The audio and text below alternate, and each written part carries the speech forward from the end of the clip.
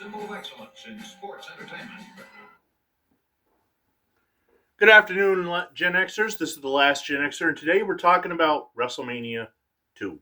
By 1986, the WWF had grown considerably. The cartoon that I mentioned in the first video, Hulk Hogan's Rock and Wrestling, was on NBC. WWF Saturday Night's Main Event debuted after WrestleMania 1 and took the NBC fans by storm.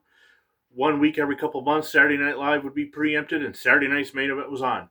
WrestleMania 2 was interesting for the fact that it took place from 3 different locations: New York, Chicago, and Los Angeles. And although many consider this to be a flop, as a 7-year-old, I thought it was fascinating that one event could be simulcast from 3 different locations. Of course, I didn't know what the word simulcast was.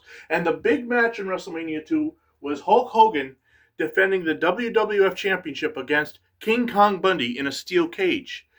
Hulk Hogan with hurt ribs. As a 7-year-old, I honestly believed that Bundy Mania was going to take effect. The other thing about WrestleMania 2 that a lot of people don't know is that, they do know, but the big thing for me is it was the debut of the Macho Man Randy Savage's WrestleMania career. From WrestleManias 2 through 8 and 10, the Macho Man had match after match that many people consider some of the greatest of all time. We will get into his matches against Steamboat and Hogan and Savage and the Warrior in the upcoming videos. But in WrestleMania 2, he defended the Intercontinental Championship against George the Animal Steele. One of the third things that I really remember about WrestleMania 2 is that the WWF wasn't afraid to go after D-side celebrities, as they had Clara Peller from the Wendy's commercials, "Where's the Beef?" and Burger King's Herb would appear in the ring with Joan Rivers announcing.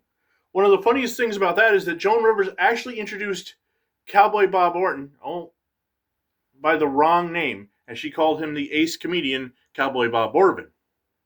But WrestleMania 2 would set a precedence for the WWF that they had to get bigger and better every year. If WrestleMania 1 was from Madison Square Garden and WrestleMania 2 was from 3 different locations, what would they do for WrestleMania 3? Stay tuned this week on The Last Gen Xer.